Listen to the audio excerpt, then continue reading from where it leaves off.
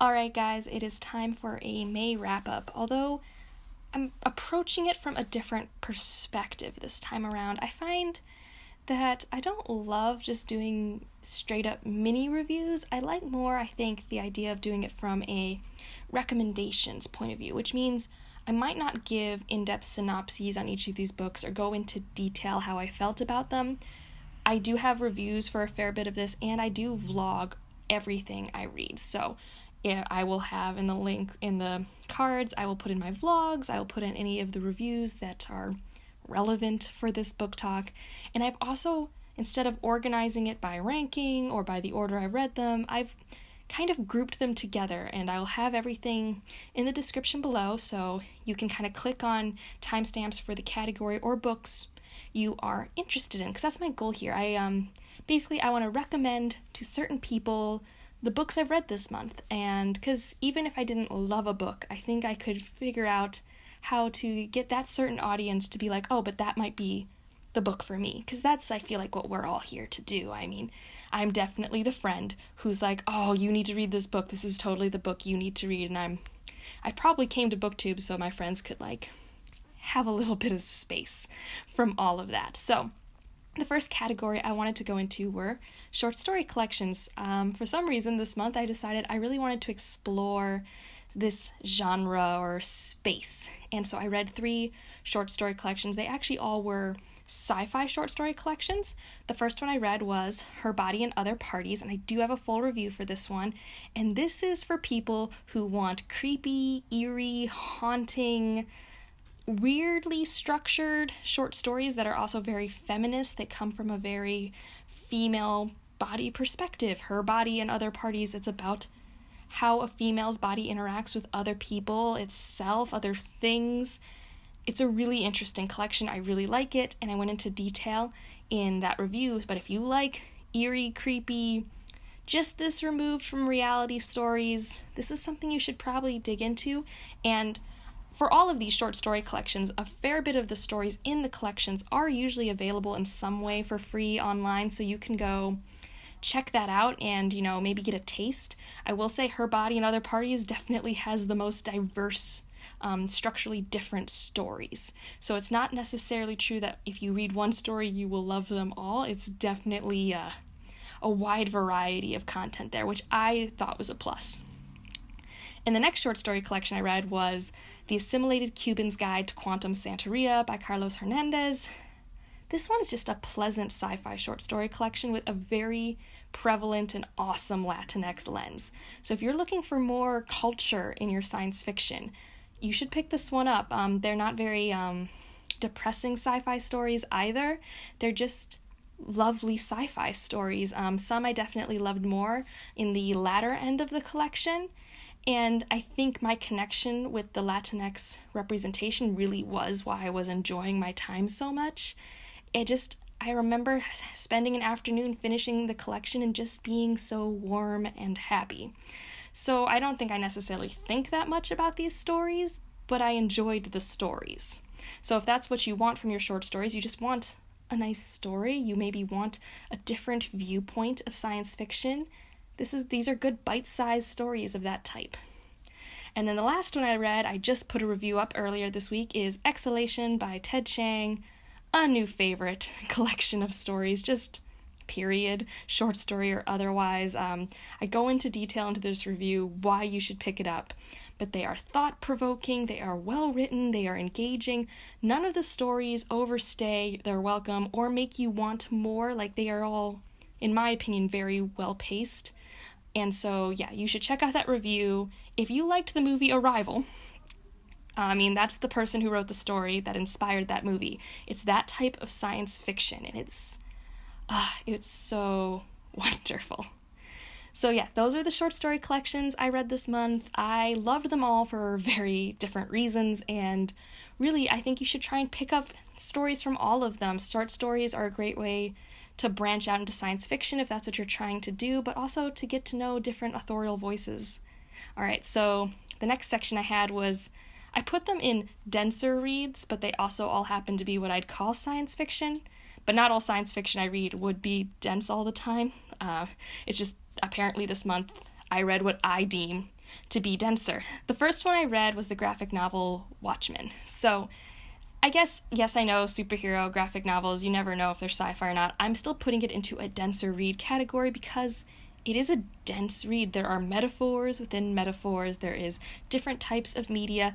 The plot is not very fast-paced. It's very, you think a lot. Like, to get what you want from this graphic novel, I think you need to be in a space where you want to analyze what you're reading. I think that's where you're going to be at, and I don't think I was necessarily focused enough to get everything I wanted, but I loved going into deep dives on YouTube after I had read it. So if you like really self-aware, deep things, you should read it. It's like I don't know if it's the first, but it is one of the first anti-hero graphic novels, and it has a lot to say. Whether or not I agree with it all is a different story, but if you really want that experience, it is a complete thought, and I do see its value, but in terms of like enjoyment, it wasn't really my thing because I really wasn't prepared for that dense, thinky experience. The next one I'll talk about is Dune by Frank Herbert.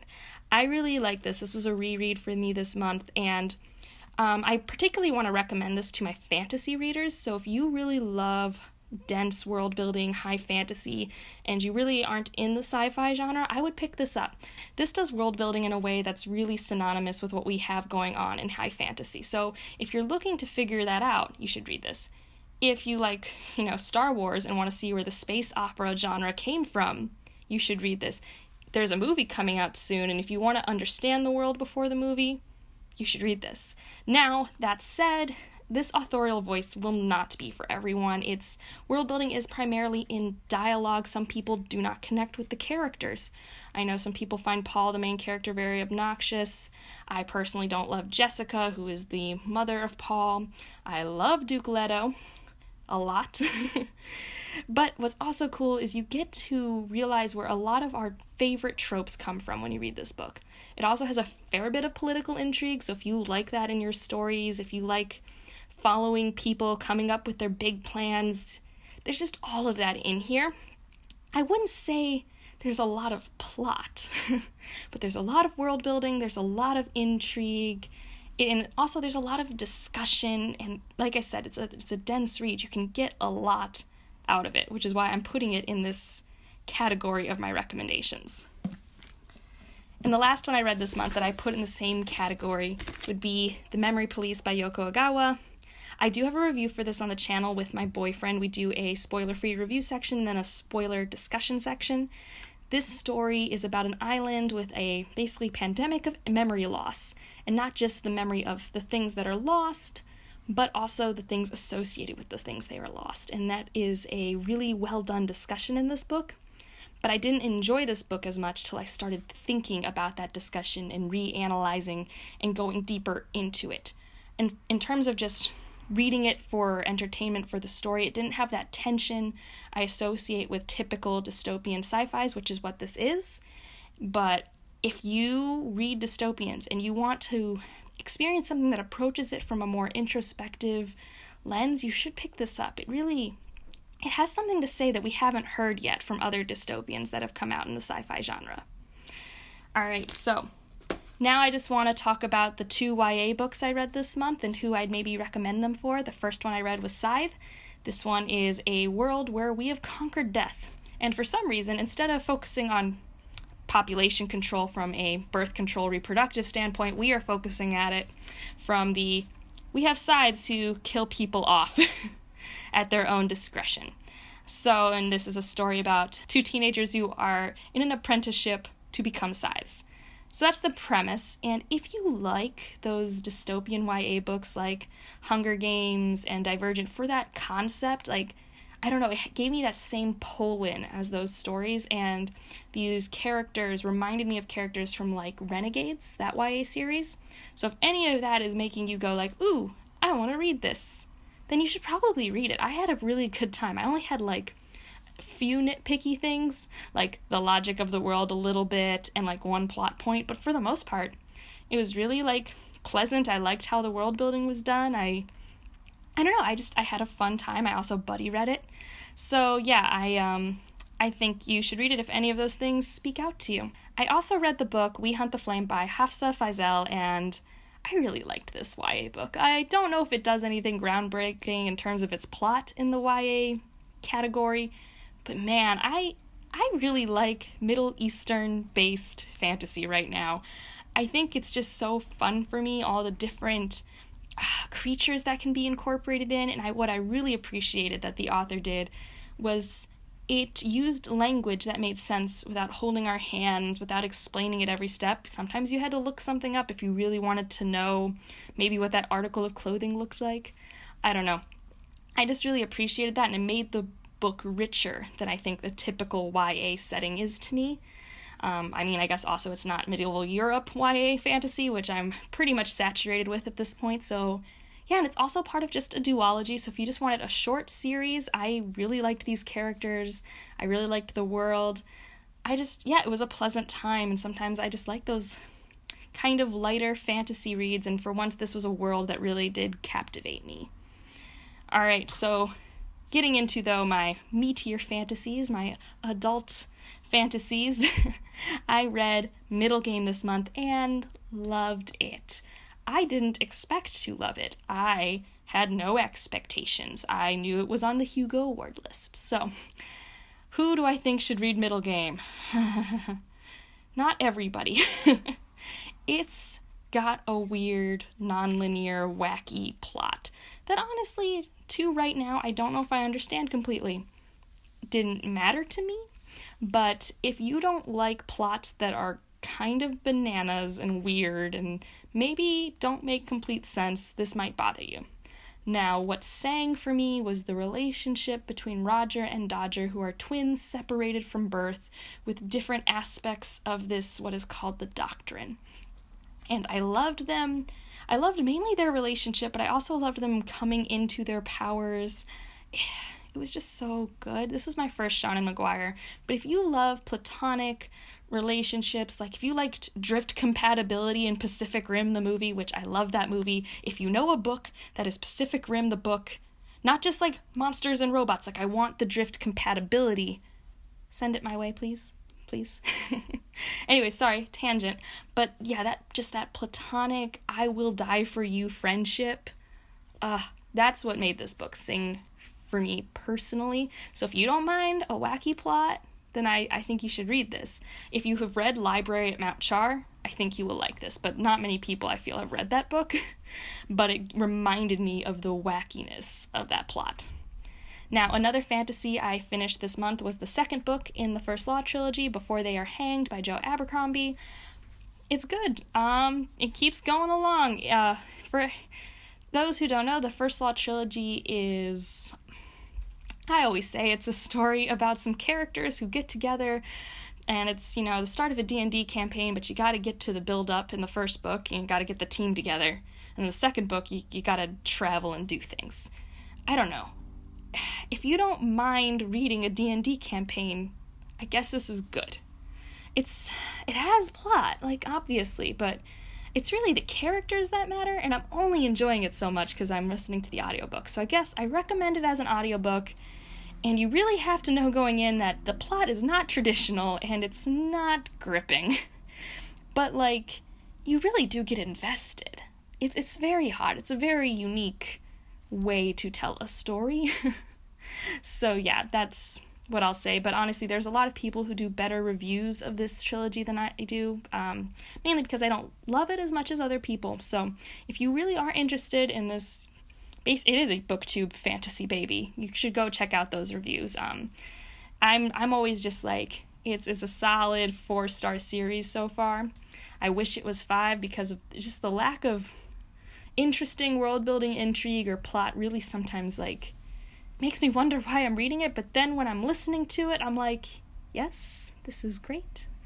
It's a very complicated relationship I have with this book. Alright, and the last fantasy book I read this month was City of Miracles, the third book in the Divine Cities trilogy by Robert Jackson Bennett, and it was a wonderful ending. So if you guys don't know this trilogy, which you might not, because Foundry Side seems to be the book that's more well-known by this author here on BookTube, It is what I deem a great combination between an action movie, a mystery movie, and a fantasy book. So it's very fast-paced in each of them. There's a murder in each book. It's done from a different point of view in each book, but it's from the same central cast of characters, and the whole series takes place over, I want to say, 40 years. And yeah, it's a world that used to have what are called miracles because of their deities, but the deities at the start of the series are supposed to be gone, so you're not supposed to have miracles. But these murders happen, they're normally linked to miracles, and we gotta figure out what's happening. And that's the premise of, like, each of the books. There's also larger things going on with, conversations about colonialism and oppression of people by other governments, basically, you know, the passing of power between different countries and what that means for the geopolitical space. But that's also, like, not that intense. So if, like, you're not someone who loves that political stuff, I don't think that will detract. But if you like that to be, like, a little seasoning, it's pretty good. All right, so this is getting pretty long, but let's get into some of the miscellaneous books I read this month. First one being Check Please. I love this. This webcomic is the most wholesome thing in the world. If you are sad right now, go read Check Please. If you are only kind of happy, go read Check Please. If you're happy, go read Check Please. You should read Check Please. Blanket statement, you should read. It's so wholesome. I'm, like, saving the second volume for, like, a rainy day, but I also should just read it, like, right now. I love Biddle. I would die for Biddle. I love this whole team. You don't have to know hockey, although knowing hockey kind of helps, but they also have these cute segments where they explain hockey things. You should read it. Period. That's just blanket recommendation to everyone here. Go consume it. And I also read for my book club, Disappearing Earth. We're actually doing that discussion tonight. I have no idea what's going to happen. It is very well written. It is a contemporary. I don't typically review contemporary, so I can't tell if you read contemporaries if you would like this. But as a fantasy sci-fi reader, I really liked it. So maybe, you know, if you just want to dip your toes in and have a really well... Because it did have world building. There is this peninsula in Russia, and it's spelled like the really cheap vodka you get in college, and I can't pronounce it right now for some reason. But this peninsula, it takes place today. You go through the community who is suffering from this trauma of having these two girls abducted, two young girls. And so each chapter is a different month, it's a different point of view, and you get so invested in each of these point of views. It's so wonderful and frustrating. Like, I don't know, I'm wondering if anyone else got as frustrated as I did, because I would be reading a chapter and I would be so invested in what this character is going through, and then it'd be over. And I'd just be like, but wait. So I want to read more by Julia Phillips. I want to read a book where maybe she stays with, like, the same three characters or something. But yeah, the character work is phenomenal. The world building was really cool. Like, I feel like I know this part of Russia now. So, like, as someone who doesn't read this genre, it was very, very good. And the last one I'll talk about, I technically didn't read and finish in May, but it was like the first day of June I finished it, and that is Radium Girls. This is a nonfiction about how corporations made women put paintbrushes of radium in their mouth, so they got radium poisoning, but then when they tried to take them to court, were like, we didn't make you sick. And yeah, it's rage-inducing, and really important. So go consume that. The audiobook was wonderful. But man, I will say, at least for me, content warning, that radium poison is really well described. And what that means is it's gross. It's really gruesome. If you don't, it's like, I don't know if it's like body horror, but to me, it's like body horror. I'm just like, oh. So just know that going in. And if you're someone who, like, keeps up with my channel, I did have some what we'll call TBR fails, I guess, although I am making an effort to read them this month. The first one being The Killing Moon, which I actually just finished. So that's going to be in the June wrap-up, but I finished The Killing Moon. I've got Ninth House, which I'm starting tomorrow with some friends, so we're handling that. We got The Thing Around Your Neck, which is my book club book for August, so I will for sure get that read. And the last one is The Second Foundation, which I really hope I get read, because I should read that book. Other than that, comment below what your most surprising book was of the month, whether that was because it was a disappointment or a really exciting read, or you were like, I thought this would be average, but it blew my mind, like what happened to me with Middlegame. I would love to hear your bookish highlights, and other than that, like if you like it, subscribe if you want to, and I'll see you in the next one. Bye.